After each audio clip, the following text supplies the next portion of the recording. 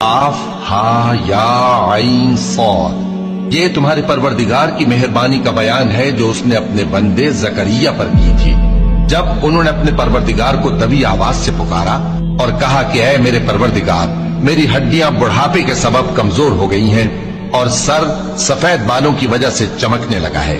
और ऐ मेरे परवरदिगार, मैं तुझसे मांग कर कभी महरूम नहीं रहा और मैं अपने बाद अपने भाई बंदों से डरता हूँ और मेरी बीवी बांझ है, फिर भी मुझे अपने पास से एक वारिस अता फरमा जो मेरी और औलाद याकूब की मीरास का मालिक हो।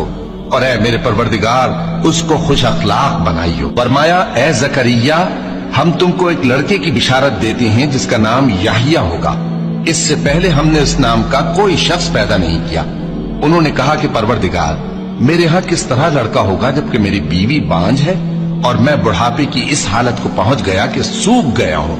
हुक्म हुआ कि इसी तरह होगा।